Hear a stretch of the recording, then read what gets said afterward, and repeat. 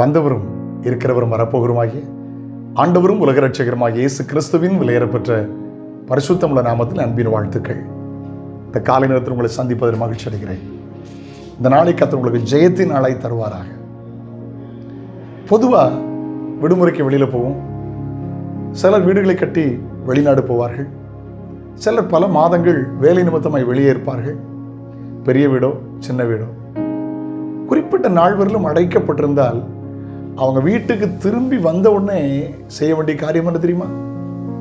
வீடெல்லாம் அழுக்கா இருக்கும், தூசியா இருக்கும். எப்படி தூசி ஆகுதுன்னே தெரியாது. நல்ல காங்கிரீட் வீட்டா இருக்கும், நல்ல டைட் பேக் பண்ணி வச்சிருப்பாங்க. அங்கே எட்டுக்கால் பூச்சி மூலமாக நூலடை இருக்கும், அங்கே டஸ்ட் இருக்கும். ஒரு நாள் ஃபுல்லாக அவங்க எல்லாத்தையும் க்ளீன் பண்ணுவாங்க. க்ளீன் பண்ணாமல் அந்த வீட்டில் வாசம் பண்ண முடியாது. ஏன்னா சிலருக்கு டஸ்ட் அலர்ஜி, அசிங்கமாக இருக்கும், அருவருப்பாக இருக்கும். நல்லா தொடச்சி எல்லாம் பண்ணி ஒரு க்ளீனிங் ஒர்க் பண்ணிடுவாங்க. இல்லாட்டா சிலர் நினச்சிவாங்க, வேலைக்காரங்கிட்ட சொல்லிடுவாங்க, நான் இன்றைக்கி வரேன், வீட்டெல்லாம் க்ளீன் பண்ணி வச்சிருக்கேன். ஒரு மனிதர்கள் தங்காத, கவனிக்காத, பராமரிப்பாக இல்லாத வீட்டில் இவ்வளவு தூசி, அடைக்கப்பட்ட வீட்டில் அழுக்கு பாயுமானால், இயேசு கிறிஸ்து தங்காத அடைக்கப்பட்ட வீட்டில் பயங்கரமான அசுத்தங்களும் பாவங்களும் தங்கிவிடும். கவனிக்க முடிய அன்போடு கேட்கிறேன். அவர் இருந்தால் கவனித்துக் கொள்வார். அவர் இருந்தால் எல்லாவற்றையும் பார்த்துக் கொள்வார். இயேசு எல்லாவற்றையும் பார்த்துக் கொள்வார். ஏனென்றால் நம்முடைய வாழ்க்கை தான் ஆண்டவர் தங்குகிற வீடு, ஆண்டவர் தங்குகிற ஆலயம். எபிரேயர் 3:6 வாசிக்கிறோம், நாமே அவருடைய வீடாக இருக்கிறோம். 1 கொரிந்தியர் 3:16, 6:19 நீங்கள் தேவனுடைய ஆலயமா இருக்குன்னு எழுதியிருக்கிறது. வெளிப்படுத்தல் 21:3 நான் அவருக்குள் வாசம் பண்ணுவேன் என்று ஆண்டவர் சொல்லுகிறார். சொல்லிட்டே போகலாம். 2 கொரிந்தியர் 6:16 வாசிக்கிறோம், தேவனுடைய ஆலயத்து விக்கிரகத்து சம்பந்தம் மீது நான் அவருக்குள் தங்கி வாசம் பண்ணி உலாவி அவர்கள் தேவனா இருப்பேன் என்று ஆண்டவர் சொல்லுகிறார்.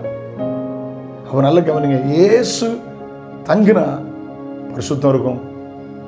இயேசு தங்காத வீட்டில் அறை அடைக்கப்பட்டிருக்குமானால், அதனாலதான் அந்த சபையை பார்த்து வெளிப்படுத்தல ஆண்டவர் வெளியே இருந்து கதவை தட்டுகிறார். வாசல் பிடிந்து கதவை தட்டுகிறேன், வாசல் நம்முடைய இருதயம். அவர் உள்ள போயிட்டாருன்னா போதும், வீடெல்லாம் சுத்தமாயிரும்.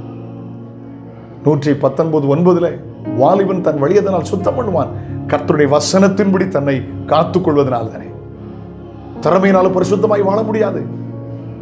நீங்கள் பரிசுத்தத்தில் வாழ வேண்டுமானால் வசனத்தின்படி காத்துக்கொள்ளுங்கள். ஆண்டவரே, இந்த வசனத்தின்படி பரிசுத்தமான வாழ்க்கை தாங்க, இந்த வசனத்தினுடைய பார்வையை தெளிவாக்குங்க, இந்த வசனத்தினுடைய சிந்தையை தெளிவாக்குங்க, வசனத்தினுடைய வாழ்க்கையை தெளிவாக்கும் என்று கேளுங்கள். இயேசு கிறிஸ்துவின் ரத்தம் சகல பாவங்களை நீக்கி நம்மை கழுவி சுத்திகரிக்கும். ஜெபிக்கலாமா?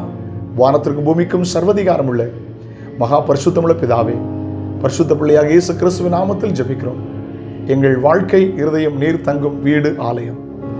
ஆண்டவரே, உங்களுக்கு இடம் கொடுக்காட்டா அது டஸ்ட் ஆயிரும், அழுக்காயிரும், பாவமாயிரும். அப்பா, எப்போதும் நீர் எங்கள் தங்கியிருக்கிறது போல வாழ கிருபைதாரும்.